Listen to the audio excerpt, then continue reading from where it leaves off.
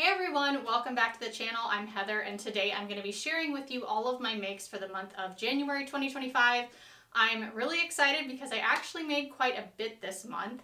If you are new to the channel, welcome, glad to have you. This is primarily a sewing channel, but every once in a while I may or may not choose to sprinkle in some things about my garden and stuff like that, but definitely mostly sewing related. So come along for the journey, hit that subscribe button, and let's dive right into this. So the first thing I made was for my husband this month. It's something I've been trying to make him for a long time, which is a pair of joggers. So I'm going to grab those. So these are the Lakeside men's joggers by Sinclair Patterns.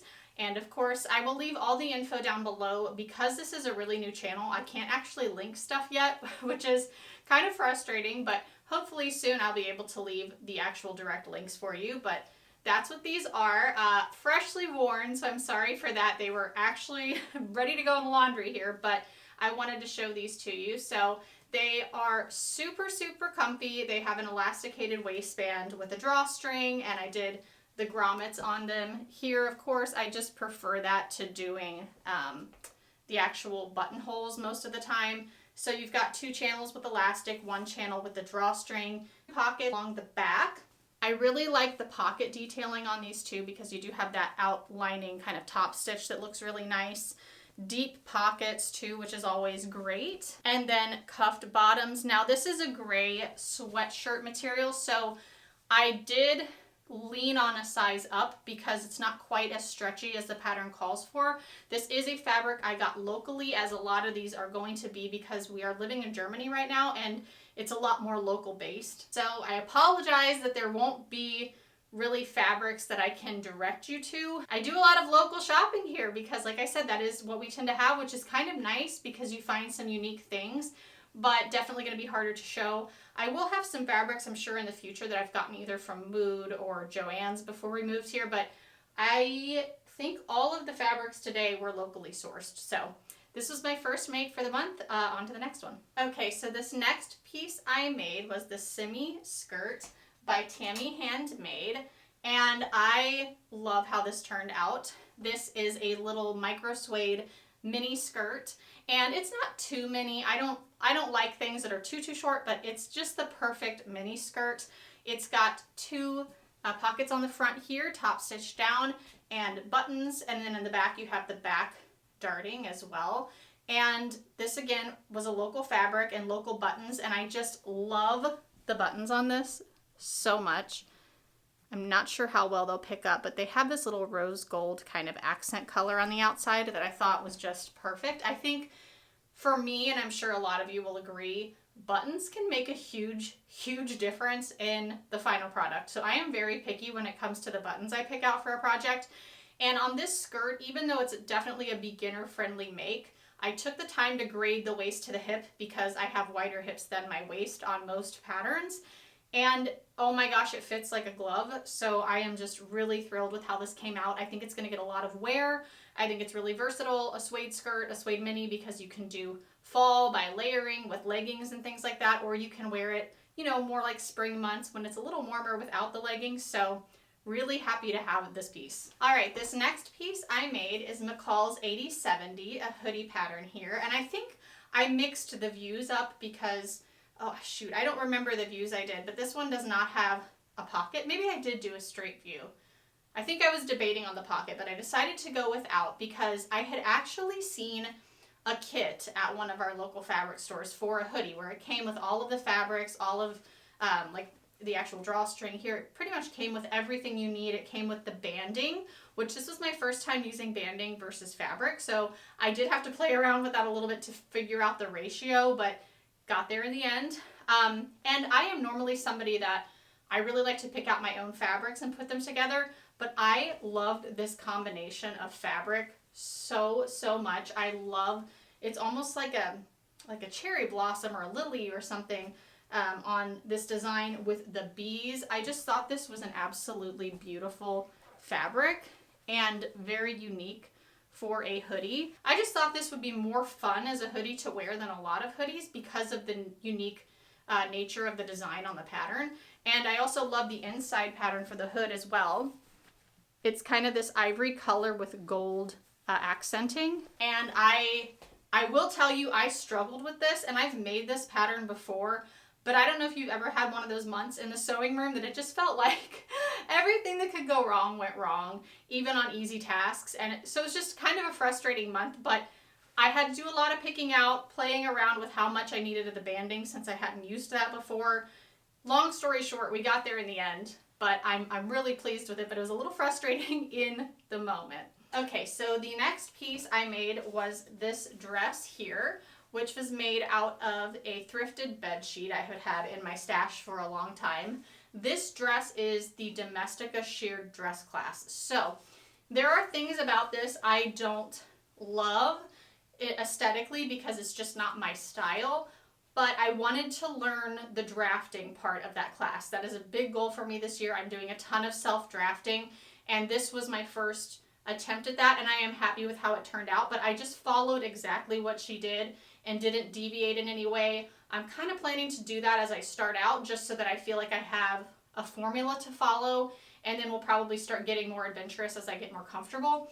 But it is a tiered dress, so you've got this big ruffle tier at the bottom, and I think for me, this just goes back a little bit to like early country star sort of dress, right? It's a little too, I don't know, it's a little too dated looking for me with this print and this pattern in particular together.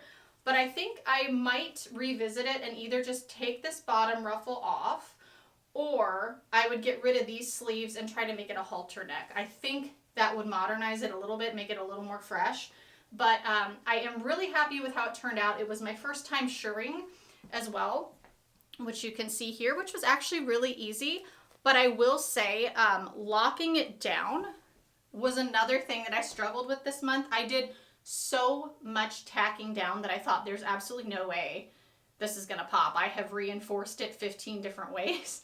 And somehow, when I put it on the dress form, some of the shirring popped. So I had to go back and fix that, which was frustrating, but it's good now. And again, even though stylistically there are things I would change because this isn't really my style, I'm really happy with the overall project. Okay, so the next thing I made is something I basically just measured on the fabric and cut out, which are these little sewing table mats.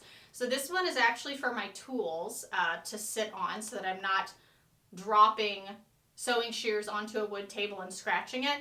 And then I have a mat that I made for under the serger and under the sewing machine. So all I did was take some measurements around my machines and around my tools to get an idea and give a little extra wiggle room. And then I cut rectangles or squares out, and I sandwiched some cotton batting in between those, and I cut that just a hair smaller than the actual fabric because when it smushes down it tends to flood out just a little bit.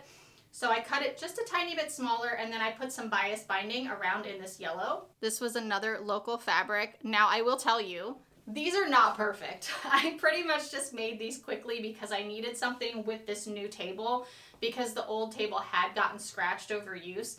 So it was kind of a rush job just to get something to work. So my stitching on these are not perfect. I would double up on the batting next time if I were to do it again, but they look really cute and they are very functional, so I'm happy that I squeezed in a little time to do these. Okay, so my next make is unfinished, and it is a sewing fail for the month. So this is the Violet Vest by Anna the Tailor on Etsy, and this one was very frustrating because I used a thrifted curtain that I found, and I absolutely love this smoky green color, and I did welt pockets for the first time, which I think came out really, really well. And considering this needs a good press here, they looked really, really good.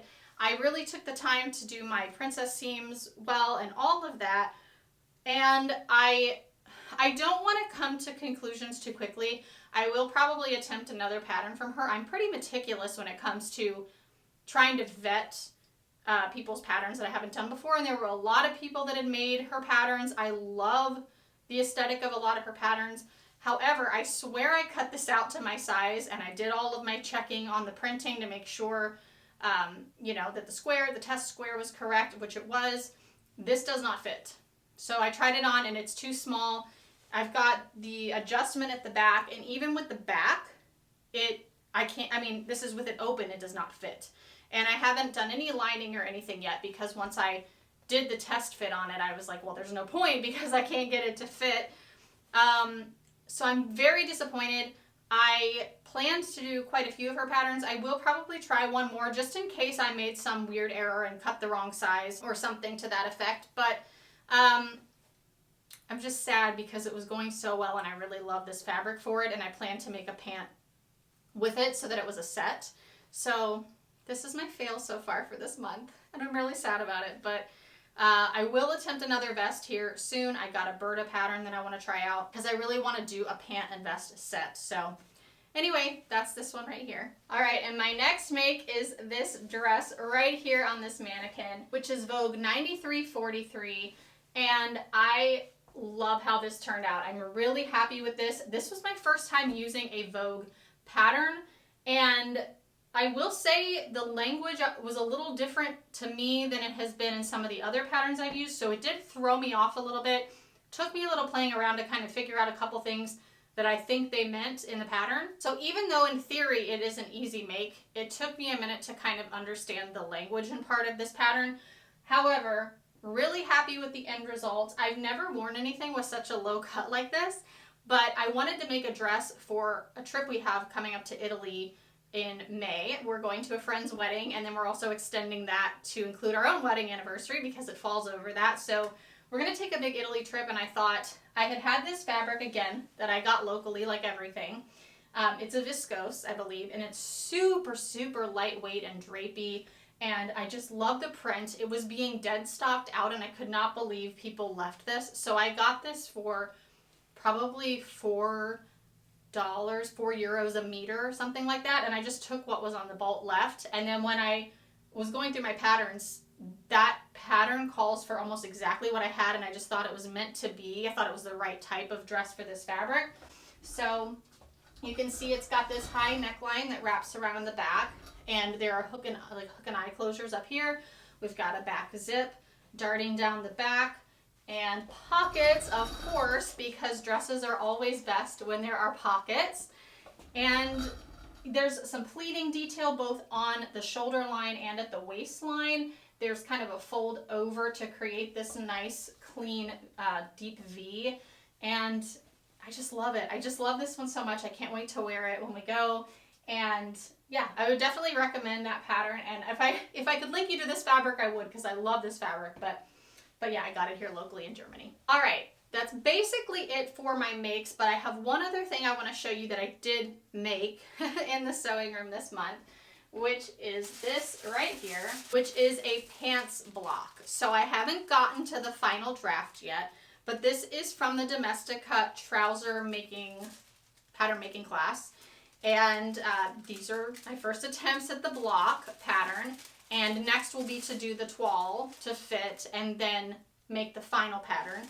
So I am excited and proud of how this is looking, but I haven't tested it to see if I did everything correctly. I will give a warning. So in this Domestika course, which I still think I think it's great. I think all of these for the value are really good, but there is a discrepancy in the class on one of the mathematical equations that you have to do to transfer onto the pattern.